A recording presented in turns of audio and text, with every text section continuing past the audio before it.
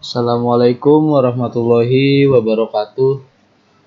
Perkenalkan, nama saya Fahmi Abdul Muti. Saya akan menjelaskan OSI layer jaringan komputer. Apa itu OSI layer? Open System Interconnection atau OSI adalah model referensi yang diciptakan dari sebuah kerangka yang bersifat konseptual. Namun saat ini telah berkembang dan menjadi sebuah standarisasi khusus berkaitan dengan koneksi komputer. Tujuan dari pembuatan OSI layer yaitu menjadi model rujukan bagi setiap vendor atau developer, sehingga produk atau perangkat lunak yang dibuat memiliki sifat interplate, yang berarti user dapat melakukan kerjasama dengan produk atau sistem tanpa perlu melakukan penanganan secara khusus atau spesial.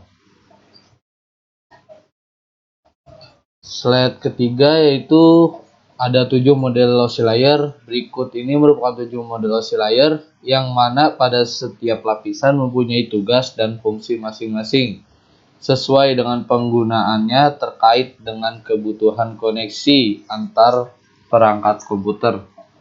Yang pertama ada application layer, lapisan ketujuh. Application adalah lapisan yang menjadi pusat atau center terjadinya suatu interaksi antara pengguna dengan aplikasi yang bekerja menggunakan fungsionalitas sebuah jaringan.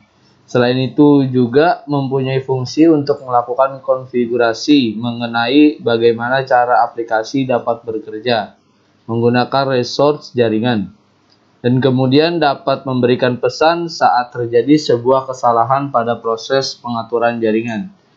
Contoh beberapa service dan protokol yang berada pada application layer adalah HTTP, SMTP, FTP, dan lain-lain sebagainya.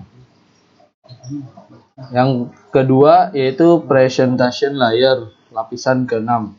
Lapisan yang ke-6 ini adalah presentation layer di mana mempunyai fungsi untuk mentranslasikan format data yang akan ditransmisikan oleh aplikasi melalui jaringan ke dalam format yang dapat ditransmisikan oleh sebuah jaringan.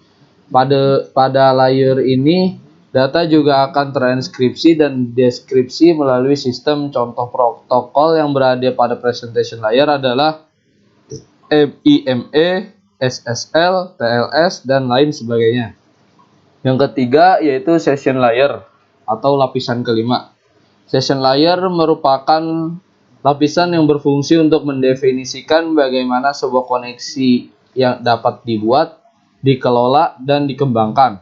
Contoh protokol yang berada pada session layer adalah NFS, SMB, RTP, dan lain-lain. Yang keempat ada transport layer atau lapisan keempat. Transport layer mempunyai fungsi untuk memecah data menjadi paket-paket data serta memberikan nomor urut untuk setiap paketnya, sehingga nantinya dapat disusun kembali saat sampai pada tujuan. Pada layer ini juga menentukan protokol yang akan digunakan untuk mentransmisikan data, seperti protokol TCP. Protokol tersebut akan mengirimkan paket data sekaligus memastikan bahwa setiap paket telah diterima dengan sukses dan tepat sasaran. Selain itu juga dapat mentransmisikan ulang terhadap paket yang hilang atau rusak ketika proses pengiriman. Yang kelima ada network layer, lapisan yang ketiga. Tugas dari network layer adalah membuat header untuk paket yang berisi informasi IP, Internet Protocol, baik IP pengirim atau IP tujuan data. Pada suatu kondisi, network layer juga melakukan proses routing melalui interworking dengan menggunakan bantuan router dan switch pada layar ketiga. Yang keenam ada data link layer, lapisan kedua. Pada data link layer memiliki tugas untuk menentukan setiap bit data dikelompokkan menjadi format yang disebut dengan frame. Pada level ini juga terjadi koreksi kesalahan, flow control, pengalamatan hardware atau perangkat keras, seperti halnya pada MAC address, Media Access Control Address, serta menentukan bagaimana perangkat jaringan seperti hub, repeater, bridge, dan switch pada layar 2 dapat beroperasi. Untuk spesifikasi IEE 802 dapat membagi tingkatan menjadi 2 level, yaitu Media Access Control atau MAC dan lapisan Logical Link Control atau LLC.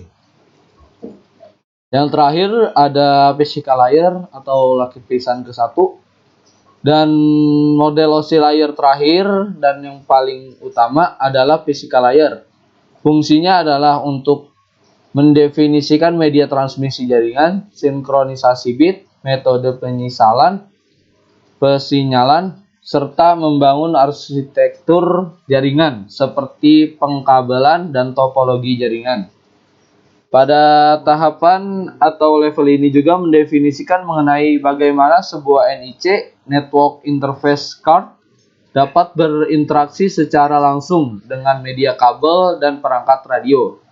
Untuk setiap pengiriman data melalui tiap layer dapat dianalogikan seperti Anda mengirim surat.